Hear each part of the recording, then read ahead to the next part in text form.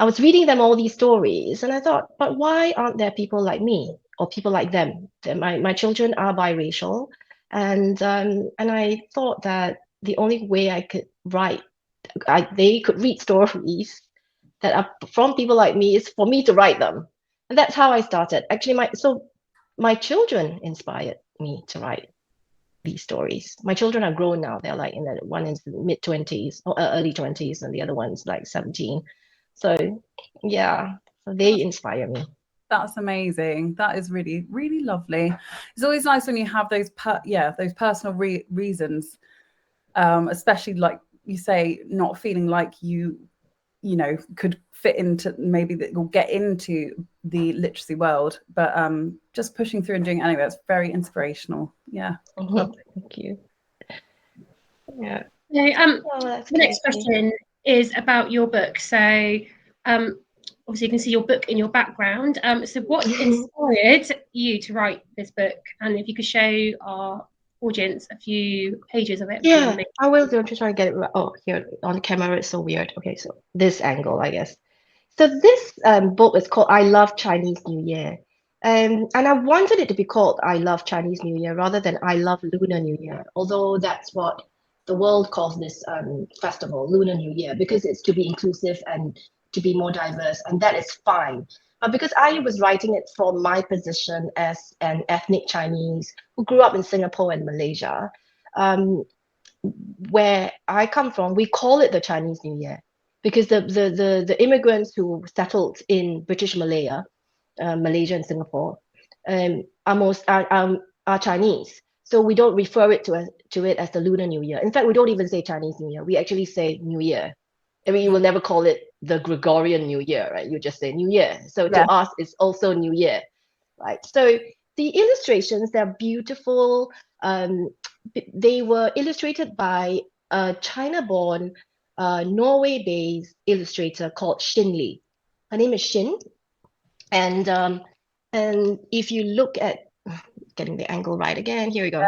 And you know and it tells the story of a little girl who's called Mei An or Mei An in Chinese, and her Nai Nai, who is her paternal grandmother, and how they celebrate the Chinese New Year. So literally, it starts like this: the Lunar New Year is arriving tomorrow. A new moon, a new year, a new celebration. My family is Chinese, and we have our own Lunar New Year traditions. So it goes through the rituals and the traditions, the food they eat, and it's really a time of family bonding. And Lunar New Year is celebrated differently in Asia.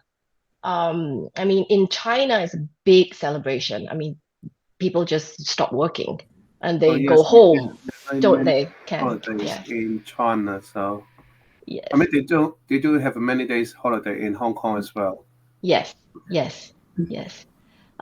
so what inspired me was really my own culture and heritage, and that I wanted to share with the world. Because we have, I think I'm allowed to say this. I was told that this is the first Chinese New Year book and the only one so far in the UK that is actually written by an Southeast Asian person. The rest that we have come from the United States in various, So this is an important book for our community, actually, if I may say that,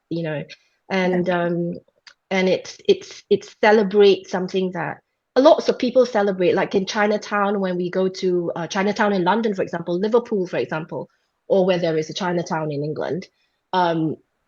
You'll see the festivities being celebrated, but I think there is little known about, like, why is there a lion dance? Why is there a dragon dance? Why are tangerines or given out, or why do we exchange that? Why do we exchange red packets? And so the book tells us all that, and shows us all that, and I think my job as an author is to actually share all these traditions with people. Yeah, I love that. And I think your book does it beautifully, because it has got that kind of story within a story feel to it, hasn't it? And it talks about what it's the The animal Great race, Race. the great Yes, race. it's called The Great Race. Yes, yes. It's called a nested narrative. So Okay. basically, there's a story within a story, and you're so right about that. So it starts with the Great Race, and that's how time started in China. Um, and that's the legend anyway, the tale of how there are 12 animals and why there are 12 animals. And Xin Li, the Xin, because she's from mainland China, actually don't call it the Lunar New Year there. They call it the Spring Festival, Yeah. which is 春节. And so she actually, I mean, she's so good in that she leaves little, I don't know if you can see this here. Wait, where's my finger? Here. There's a little Chinese note there on the wall, right? Yeah. And it actually says 春节.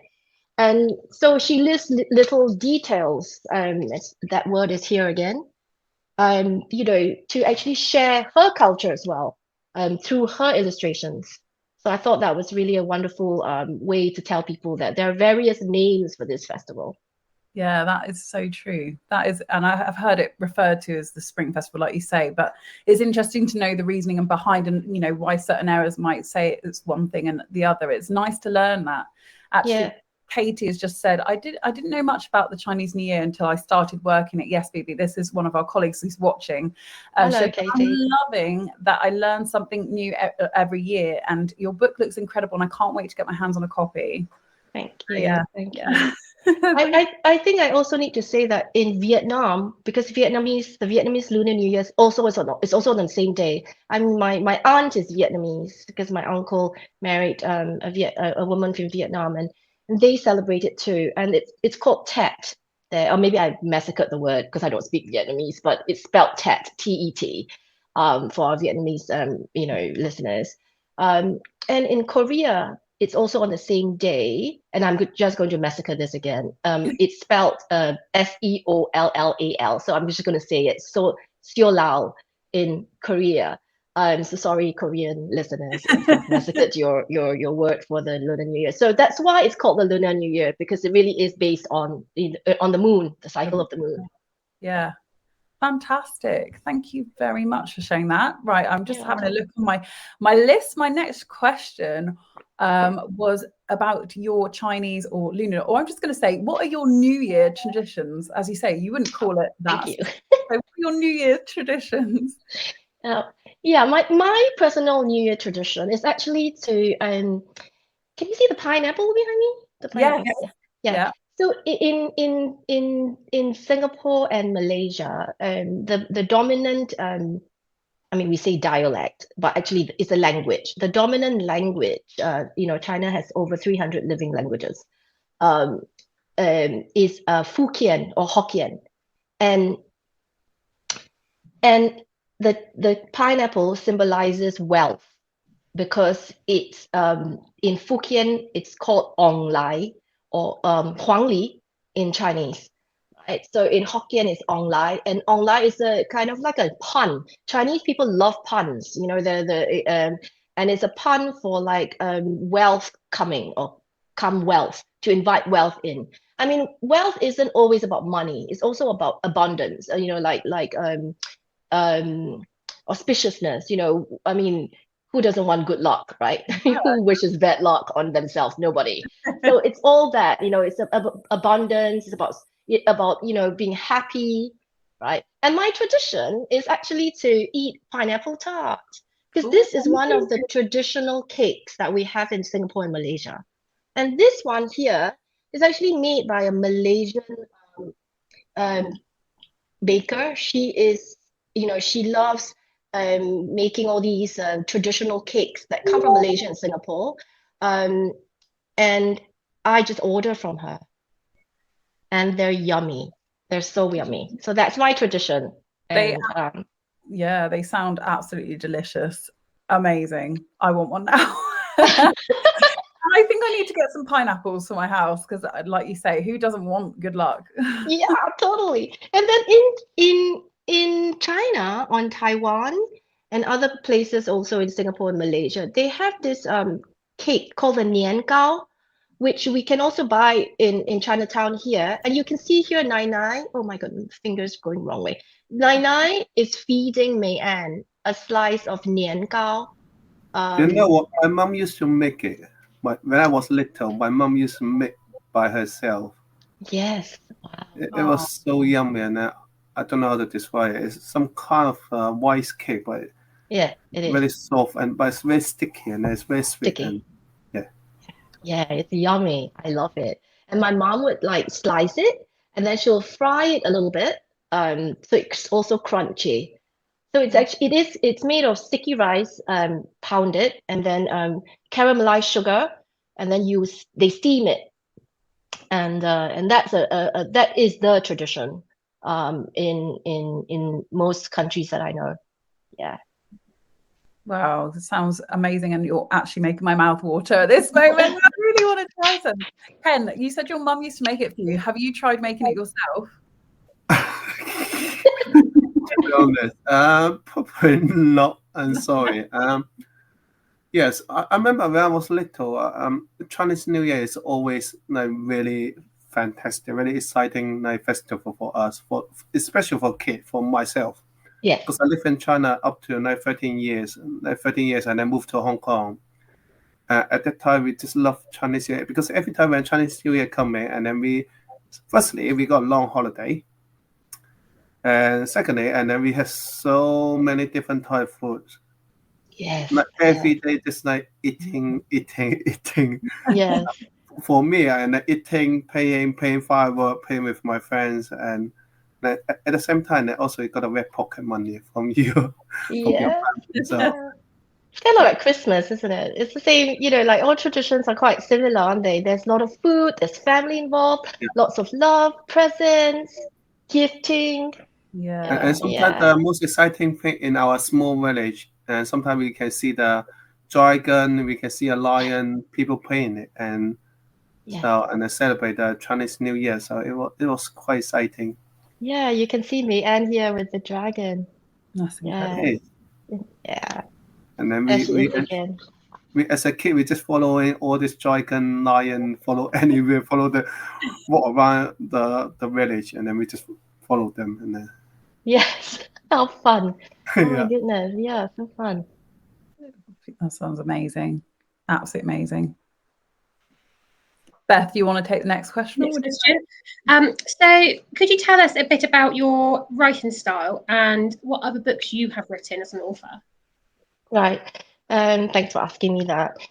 So I think my writing style, I've been told, is lyrical. It's a bit magical realism is actually my favorite literary genre.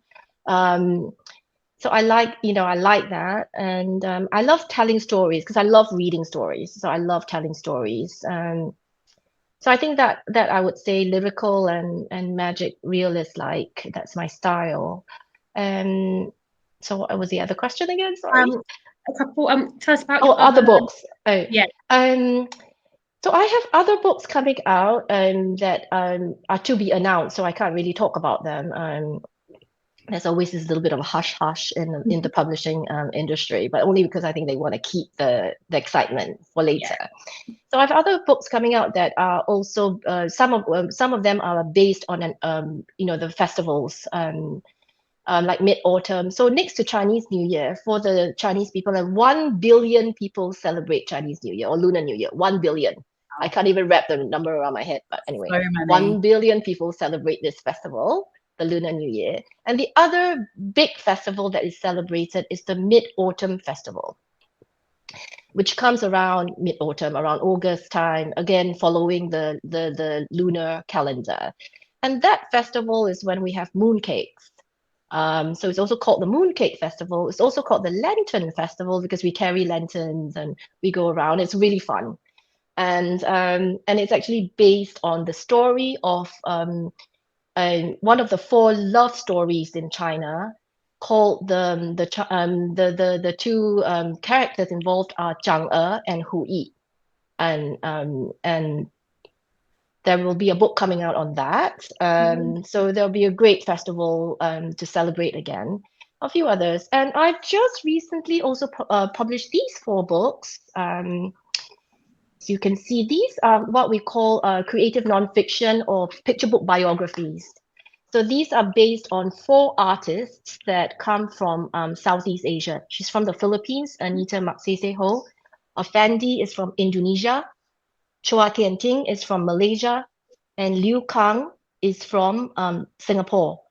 And we hear so very little of artists that come from that part of the world. And I just felt I needed to write their stories. And I collaborated with an art historian who is a colleague of mine, because I'm also an art historian, Jeffrey Say, who felt that it was important for children to actually know more about artists that are just not Anglo-Europeans. Yes. We have so many of them, so many artists from China that literally are quite not known, because there are no books written about them for children, at least. So I'm just excited about that, and I would love to see more books like that coming out. Yeah. Absolutely. That is so important, and they are very intriguing, actually. I'd like to get my hands on a couple of copies, because just thinking back to my schooling, my education, I was in school a decade ago now, but I know that things are changing slowly, but sadly not fast enough. But I mean, there was no kind of representation for kind of any Asian, Black, any kind of minority artists, authors, like anything. So it's so important to have these books being written by people like yourselves, and we almost champion to push them forward and buy them and celebrate them and to share them with our children. I really think it's really important. 100%. I'm very passionate about that. But so yeah, no, that leads me on a bit to my next question. Was it feels like society has woken up to the fact that we need diverse books, and we need books that represent minorities. It's really important because there are just not enough around there. And we're waking up to that. But how do you think the kind of publishing industry has responded to that need? And do you think that they're doing enough? Is there more that can be done? What are your thoughts? I'm just going to jot down a few names before I forget. My memory is so not good these days. Yeah. So I think that people who live in minority groups like us, or like me, I would say, we always knew that, we needed diversity. We needed these books for our children, and we find them. I mean, there are books coming from China, from Southeast Asia, and I buy these books for my children, and I read to them. It's just maybe because we are based in England, where we see so few books like that, right? And it's not to say that they don't exist. They exist. Yeah. They're just imports, or need to be imported here. Publishing is changing. I think since Black Lives Matters, it has taken, it has woken up, I guess. Sorry for the lack of word to use now. And it is changing, and it wants to change. It has good intentions too. And we are actually seeing more and more diverse books out there. I mean, the US is a lead on this in the Anglo-European or Anglo-European world. And I think that the UK, it trickles down to the UK. And the UK is beginning to kind of see that, or, I think it's a process, and processes sometimes take a while, but there are publishers out there who are diverse. So I'm going to mention Nights Off, and I'm also going to mention Story Mix. These are 2 publishers that are run by 2 very fantastic British Black women, and they're really passionate about diversity and want to actually change the scene. And they have Nights Off has won many awards, and so has Story Mix. So so there are, and there will be books coming out, and there's Book Trust Represents, which also gives a shout out to diversity and representational books coming out of the UK. Yeah.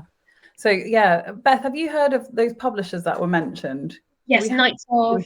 We do stock notes of books. The other one I am going to have a nosy about. Yeah. What we have. We do have, like you say, thousands of books on our site, so we might already have them on there, but I'm going to have a nosy and see a bit more about them. Double check. Yeah, no, thanks for bringing it to our attention. Like you say, it's Wonderful.